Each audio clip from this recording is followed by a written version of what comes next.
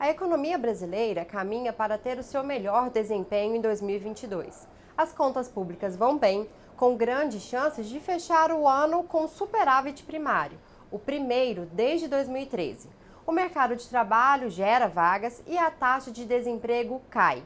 Esse é um assunto especialmente importante em um ano onde teremos uma das mais importantes eleições gerais dos últimos tempos.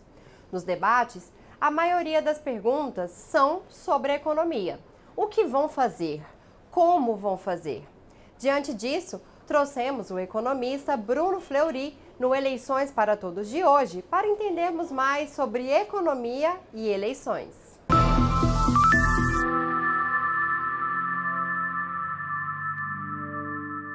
E para falarmos sobre economia e eleições, convidamos o economista Bruno Fleury.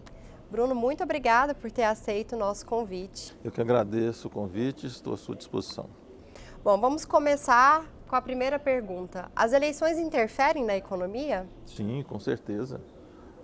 Os candidatos, cada candidato tem a sua proposta de governo, o seu plano de governo. E dentro desse plano de governo, um dos pontos mais importantes é o que ele vai fazer com a economia do país ou com a economia do seu estado, do seu município. Lá tem uma série de coisas, por exemplo, os investimentos que ele vai fazer, as obras que ele vai desenvolver, tudo isso vai gerar emprego, vai gerar renda ou não. Então é preciso estar atento às propostas de cada candidato, porque realmente eles vão fazer ou o país crescer ou o país entrar numa situação difícil. Então é muito importante que as pessoas se atentem a essa parte fundamental dos planos de governo. Bom, economia é um assunto recorrente de interesse de todos os brasileiros. Agora nós começamos com os debates, para essas eleições gerais, que na minha opinião vai ser uma das mais importantes que a gente já teve na história do Brasil depois da democratização. E nos debates há muitas perguntas sobre economia. E os candidatos fazem várias promessas, inclusive sobre o auxílio emergencial, sobre programas, políticas públicas de transferência de renda. Só que a população não sabe como eles vão fazer isso. Então, alguns falam que, será que vai furar o teto de gastos? Mas o que é o teto de gastos? Mas vamos fazer uma reforma tributária, uma reforma administrativa. Então, para a gente esclarecer alguns termos muito utilizados nesses debates, vamos começar. Como que pode, como o Brasil vai estar no próximo ano, 2023, e como esses candidatos, caso eleitos, vão conseguir fazer essa transferência de renda para a população? Olha, a transferência de renda, o programa de renda mínima, Bolsa Família, Bolsa Cidadão, o nome que queiram dar, isso existe há muito tempo, tá?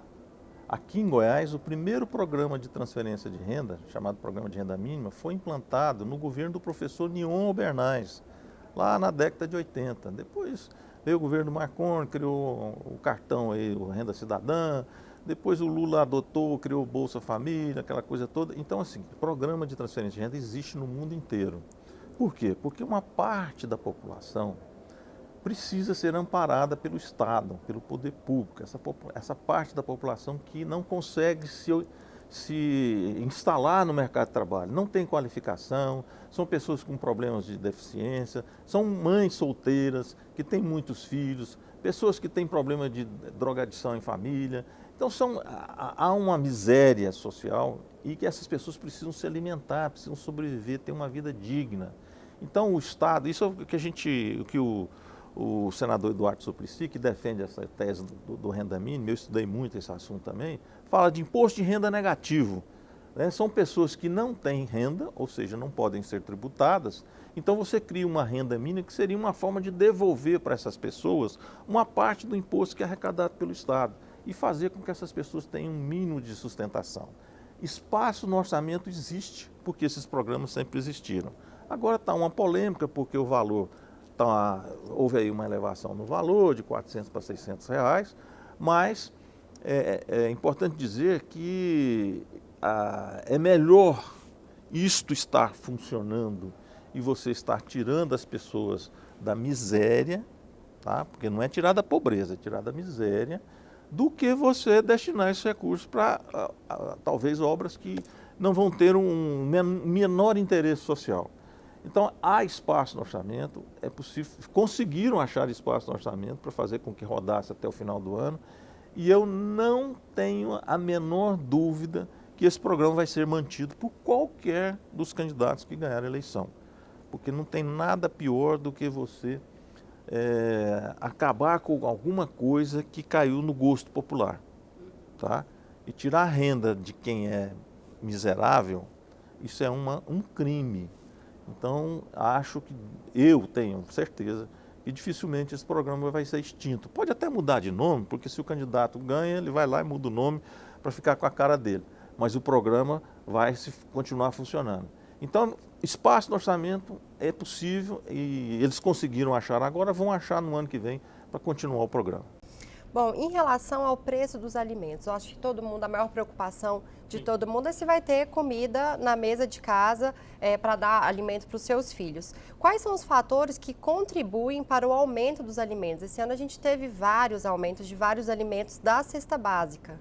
Este ano, como o ano passado, são anos atípicos, tá? A pandemia desarranjou todo o sistema econômico mundial, desorganizou o sistema econômico mundial.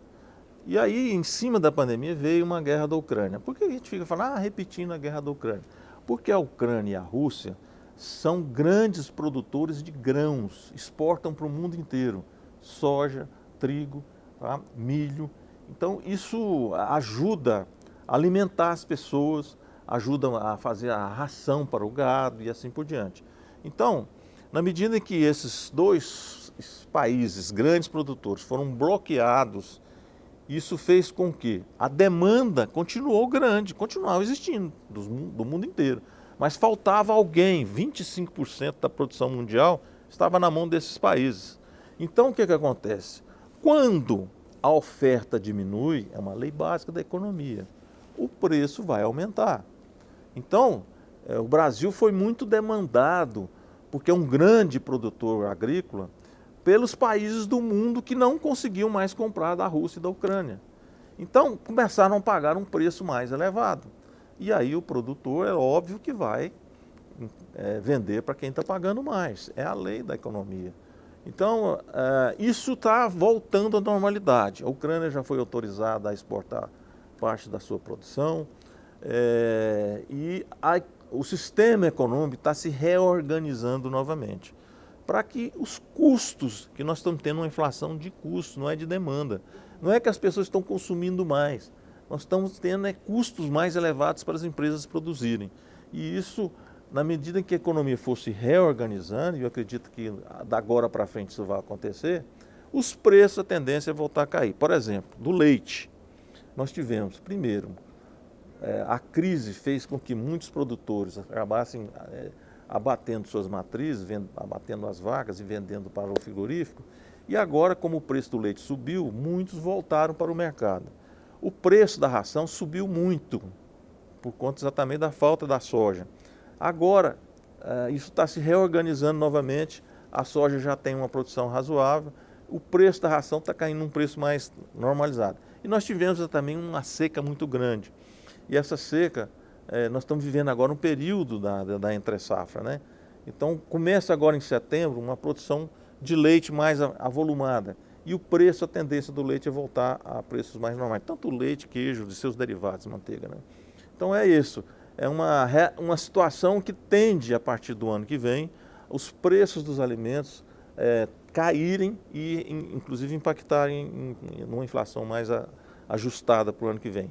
Que não seja somente com o preço da gasolina, né, influenciando na inflação, mas que os preços do alimento também vão impactar.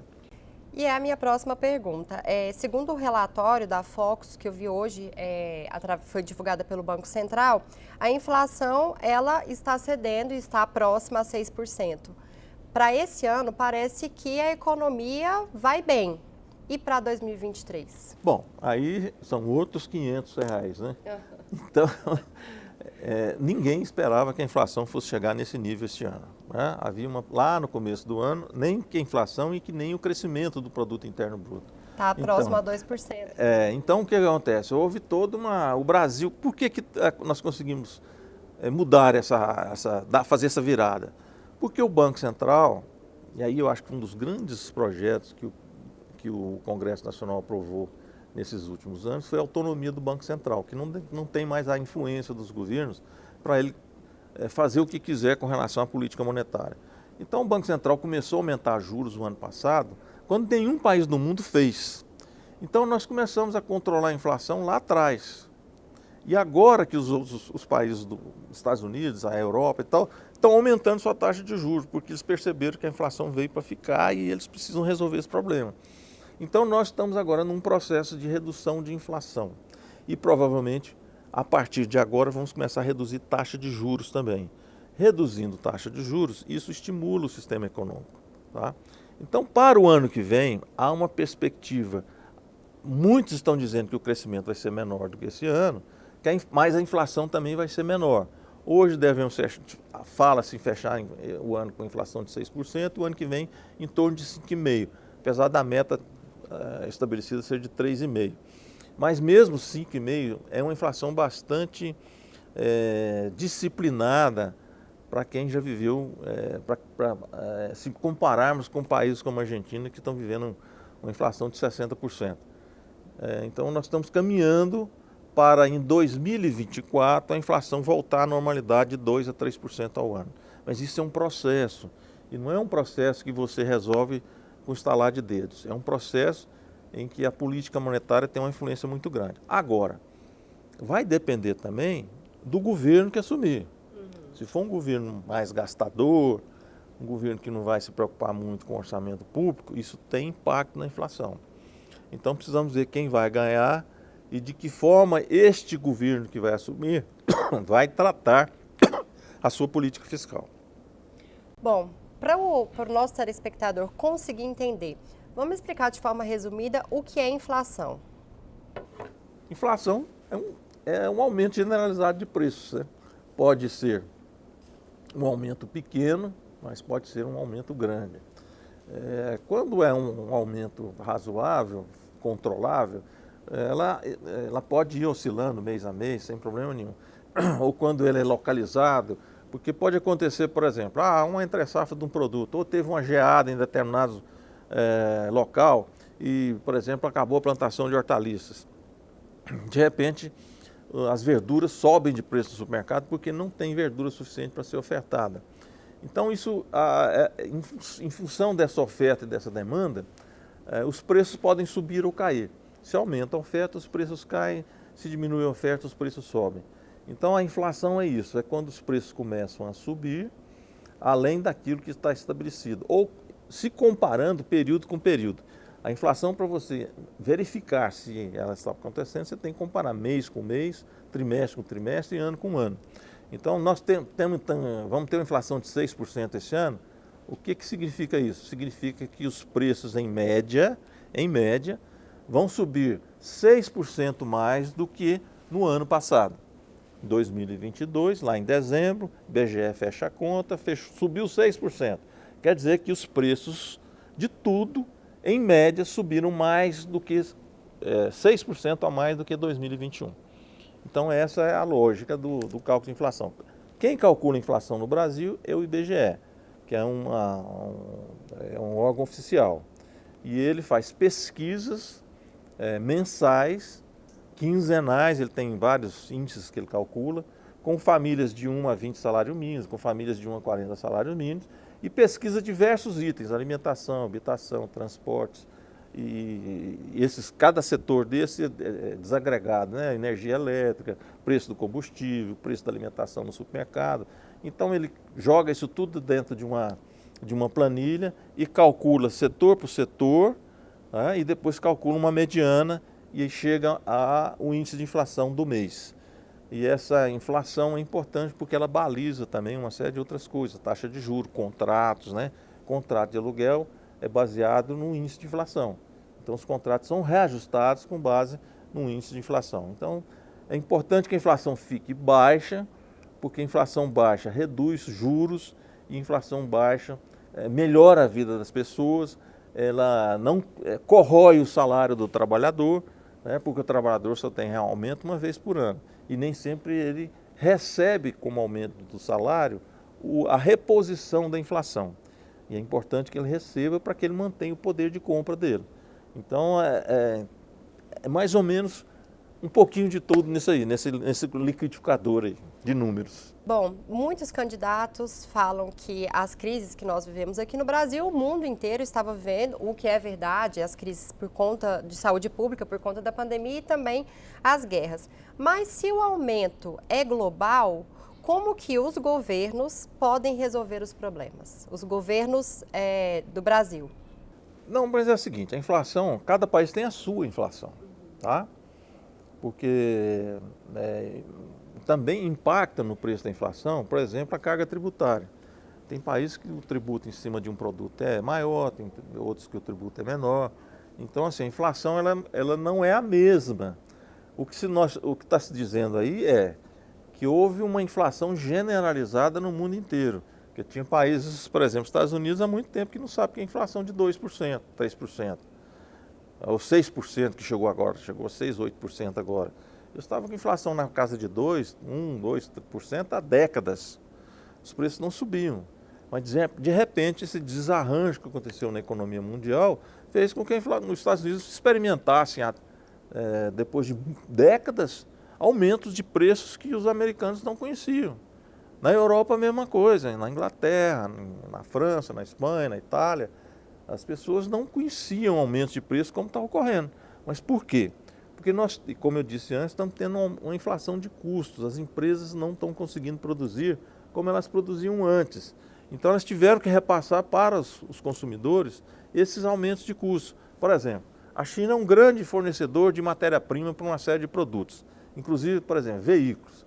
Os veículos subiram de preço demais. Por quê? Porque a procura continua a mesma, mas as empresas não têm veículo para entregar porque falta componente eletrônico que vem lá da China. A China não está conseguindo entregar esses componentes eletrônicos para as fábricas brasileiras e as fábricas brasileiras não conseguem entregar um veículo pronto para o consumidor. Aí eu tenho 100 consumidores querendo comprar, eu só tenho 10 carros para vender. Aí eu aumento o preço. Quem que tiver condição paga. Bom, em relação ao preço da gasolina, a gente viveu um momento de crise dos combustíveis, aumentos sucessivos e agora começou a tranquilizar. Mas na época dos aumentos, uns falavam que era culpa do presidente, era culpa dos governadores, era culpa da Petrobras. Como funciona, como é composto o preço da gasolina para que o nosso telespectador consiga entender como funciona? A gasolina é o seguinte, o problema do Brasil é que nós não conseguimos refinar, nós somos autossuficientes, nós produzimos, que é um negócio espetacular.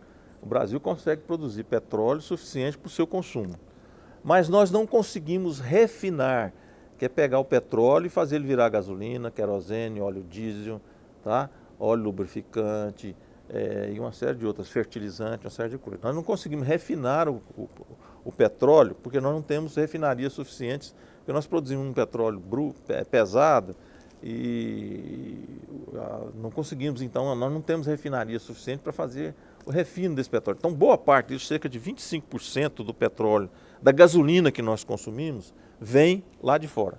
Temos que importar a gasolina. Mandamos o petróleo para lá e importamos a gasolina e o óleo diesel para consumir aqui no Brasil. Tá? Esse é um problema. Então, nós compramos lá fora em dólar. Então, se o dólar sobe, o preço do combustível vai subir junto, tá? Então o petróleo é um produto que é comercializado internacionalmente. Então ele tem o preço do barril de petróleo é estabelecido pelos produtores do mundo inteiro. Eles é que estabelecem o preço do barril do petróleo que nós compramos e que nós vendemos. Então isso é um ponto. O preço do combustível, ele é composto por o preço de produção da gasolina lá na Petrobras, mais o custo das empresas distribuidoras, porque a Petrobras refina, entrega para as distribuidoras revendem para os postos de combustíveis. Então nós temos 3 atores nesse processo. Em cada etapa dessa aqui, tem custos operacionais e tem imposto incidindo em cima disso. Lá na Petrobras tinha os impostos federais, que foram zerados pelo governo, como PIS e COFINS, e aqui na ponta tem o ICMS, que são cobrados pelos governos estaduais. Nós temos então os tributos, temos o custo de produção, custo de distribuição, tá? E somado isso dá o preço da gasolina no preço final. E mais, no caso da nossa gasolina, ainda tem o custo do etanol, porque a nossa gasolina, 25% dela tem, na sua composição, tem o etanol. Então tem que comprar o etanol e adicionar. Então tem o custo do etanol no custo do combustível. O combustível subiu muito porque o barril do petróleo, antes da pandemia, estava na faixa de uns 60, 70 dólares. E foi subindo com a pandemia por conta do aumento do custo de produção. Todo mundo, e por conta dos lockdowns, dificuldade de transferir esses combustíveis, inclusive de país para país. Então isso foi aumentando e chegamos a um preço de barril de petróleo agora em março em torno de 120 dólares. Isso fez o preço do combustível explodir. No mundo inteiro, não foi só no Brasil. A gasolina subiu nos Estados Unidos, o pessoal estava lá chiando barbaridade por conta do preço do combustível. Agora, o que acontece? Com a situação se normalizando e a demanda caindo, porque quando o preço sobe muito, a demanda cai. Como a inflação subiu nesses países todos, a demanda diminuiu, o consumo de combustível diminuiu e o preço do barril de petróleo está caindo. Chegou a 80 dólares agora recentemente. Isso possibilitou a Petrobras começar a reduzir o preço da gasolina. Aumentou o preço da gasolina por conta do dólar lá em cima e por conta do preço do barril do petróleo. O preço do barril do petróleo caiu e o dólar deu uma estabilizada, possibilitou então reduzir o preço do combustível. E, além disso, houve essa lei, né, de congelamento do ICMS em 17%, já que os estados, aqui em Goiás, por exemplo, cobrava 34%, né, 33% sobre a gasolina e diminuiu de 33% para 17%. Isso realmente teve um impacto assim, significativo no preço final do combustível. Isso foi muito importante. Acho difícil também mexer nisso aí lá no futuro, porque a população achou bom. E outra coisa, quando o preço estava lá em cima, o consumo diminuiu muito, as pessoas passaram a andar menos. Agora, as pessoas começam a andar mais porque o preço está embaixo, a venda aumenta a arrecadação, consequentemente. Então, assim, eu acho que é uma realidade que também é complicada de mexer lá na frente, porque realmente caiu no gosto popular. Quem for mexer nisso vai ter um problema vai com a ter um população. problema de impopularidade, porque realmente o brasileiro é uma pessoa que gosta de andar de carro, de andar de motocicleta, o brasileiro gosta disso. E mexe no combustível, mexe no humor das pessoas. Com certeza. Vamos falar um pouquinho de reforma tributária. Alguns candidatos, inclusive, estão prometendo mais uma vez que, se eleitos, vai ter a reforma tributária. Qual a importância de ter uma reforma tributária aqui no Brasil e se é realmente importante? Não, eu escuto falar de reforma tributária desde que eu formei em economia, né? Então, E nunca aconteceu, nunca saiu do papel. Né? Não sai do papel porque o Brasil é uma república federativa. E não basta o governo federal querer mexer nos impostos, precisa ele ter um consenso com os governadores e com os prefeitos. Até hoje eu nunca ouvi um governante que goste de diminuir receita. O governante gosta de aumentar a receita, porque ele tem que mexer, senão ele tem que mexer nas despesas. Então essa foi uma chiadeira agora com esse negócio da redução do ICMS do combustível. Todo mundo chiando e reclamando aquela coisa toda, então foi um problema administrar isso. Eu não sei como é que eles estão, como é que de repente todo mundo sossegou. Eu não sei se porque estão esperando 6 meses para ver o que vai acontecer em janeiro, mas não estão reclamando mais. Mas de qualquer maneira, a reforma tributária para o segmento empresarial é fundamental, porque o Brasil é um negócio complicado, é o lugar mais difícil que tem, burocrático. Então é o seguinte, se você precisa de todo mundo tem que ter um contador, e o contador trabalha 24 horas tentando entender as normas tributárias do Brasil, que mudam todo tempo e todo momento. Então é muito complicado você ser empresário no Brasil, porque você enfrenta essas dificuldades e qualquer coisa você é um sonegador de imposto, você não quer pagar imposto, você está preso, não sei o quê. Então, assim, você desestimula o sistema produtivo, o sistema econômico, com um sistema tributário tão complexo, tão complicado, com tantas impostos sobre imposto, Estado cobrando imposto, governo federal cobrando imposto, prefeituras cobrando impostos, taxas, contribuições. Então é um negócio assim meio maluco o que acontece no Brasil se a gente comparar com outros países desenvolvidos, que simplificaram esse processo.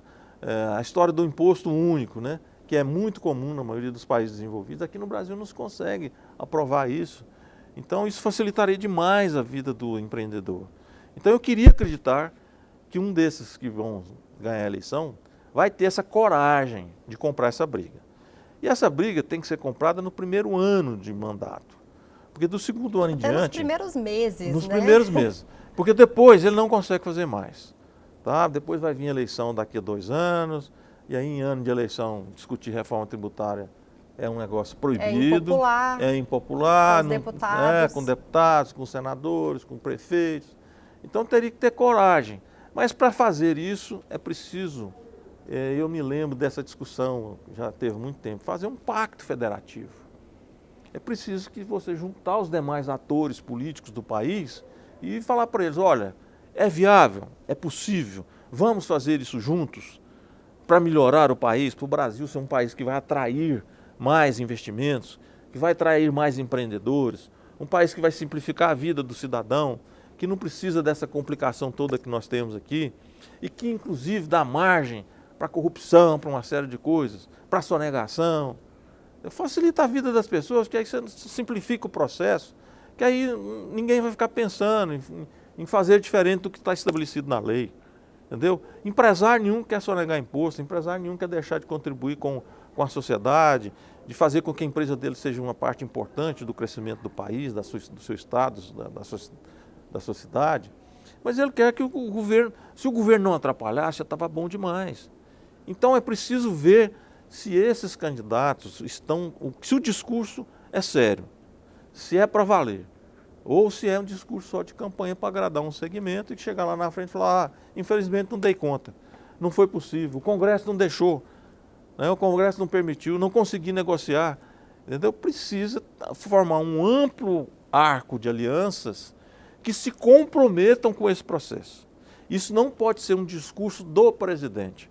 Tem que ser um discurso da base que está apoiando ele e que vai comprar isso e vai junto com ele nessa luta. Porque senão não vai para lugar nenhum, isso não sai mesmo, não vai ser nessa geração e provavelmente não vai ser na próxima. Em relação aos orçamentos e aos planos de governo, como que o eleitor pode começar a entender como funciona o orçamento e se aqueles planos divulgados pelos candidatos, eles estão dentro daquele orçamento? Olha, eu acho que é o seguinte, sabe? As escolas podiam ajudar muito isso, sabe? Concordo que devia ter. As escolas podiam pegar os alunos e começar a explicar para eles o que é isso, por que isso é importante na vida dele, por que ele precisa ler, entender como é que isso funciona, o que isso impacta na vida dele. Se o governador botar mais dinheiro ou se o prefeito botar mais dinheiro na educação do que na saúde, se ele for um cara que gosta só de fazer estrada, asfaltar a rua e não quer investir em posto de saúde, em creches, em atendimento social, em tirar pessoas que estão em situação de rua, morando embaixo de pontes, de marquises. Por que não faz isso? A gente anda na rua e vê essas pessoas aí, e por que não toma uma providência? Cadê o dinheiro? Está lá no orçamento. Então as pessoas precisavam entender isso, a população ainda não entende, não compreende. E os governos não fazem muita questão de explicar também. Porque era importante, nós temos as televisões públicas, vamos discutir o orçamento público aqui, um programa para discutir o orçamento público, para explicar para as pessoas como é que isso funciona, como é que isso é feito, qual o papel dos deputados nesse processo, por que você elege um deputado, você elege ele para quando ele chegar lá, ele ficar de olho na execução do orçamento, para ele aprovar emendas que sejam de interesse da sociedade, daquilo que você está precisando, o vereador também da mesma forma. Não é para ele votar aquilo que o Poder Executivo está determinando, mas votar aquilo que é de interesse da população. Se o Executivo fez... São os representantes. Né? Então está lá para fazer isso. Então as pessoas precisavam discutir mais isso e participar desse processo. Não é só ir lá no dia da eleição, depositar o voto e depois lavar as mãos e ir embora. Esqueceu, não lembra nem quem é o deputado que votou, quem é o vereador que votou. Precisa lembrar e cobrar deles. Ô, deputado, aquela proposta, aquele projeto seu foi aprovado, vai ser executado. Quantas pessoas vão ser beneficiadas? De onde vai vir esse dinheiro? Tem dinheiro para fazer isso? Essa é a parte muito importante. De onde vai vir o dinheiro? Como vai ser executado? Porque prometer é fácil. Agora, de onde vem o dinheiro? Já que o orçamento é tão comprimido, né? O orçamento você pega o orçamento, já está tudo ali tem as obrigações que o Estado tem, que as prefeituras têm, que o governo federal tem, que não tem como mexer. Né? Folha de pagamento não tem como mexer. Todo mês o Estado vai ter que destinar aquela parte da receita dele para pagar os servidores públicos. Então, e o resto? Está sendo aplicado corretamente? Quem é que explica isso para a população? Então, as escolas deveriam ter lá um espaço para começar a fazer essa discussão. Levar gente da Assembleia lá para explicar, um deputado fazer uma palestra, né? E trazer isso. Eu falo isso, direito do consumidor, finanças pessoais e finanças públicas são 3 coisas que deviam ser ensinadas na escola. As pessoas não sabem trabalhar o seu orçamento pessoal, não sabem controlar seus gastos, tá?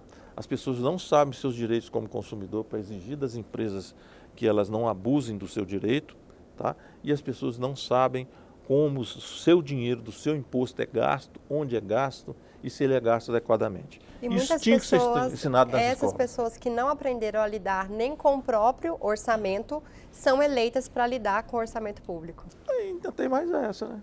Aí você vai lá ver o cara, tem cheque sem fundo, tem não sei o quê e tal. Então, assim, isso é um problema ainda mais complicado, porque as pessoas votam, às vezes, porque você é minha amiga, né? Ó, tem um cara aqui, gente boa, vota nele para mim, por favor. Aí eu falo assim, mas não conheço ele. Tá, mas você vai me ajudar. Ok, cara pálida, mas eu vou te ajudar, mas eu não sei quem é ele. O meu voto é muito importante. Eleição, eu sempre digo, é o único momento cívico em que o presidente da República é igualzinho a mim. É igualzinho a qualquer um na cidade. O governador é igual a qualquer outro. Ele só tem um voto, eu também só tenho um. Então, o meu voto vale muito. O seu voto vale muito. Então, você precisa saber escolher. Tudo isso que eu estou falando aqui, que nós falamos aqui sobre economia, o que acontece no Brasil, nas cidades, nos estados, está nas mãos de quem você vai eleger agora no mês de outubro.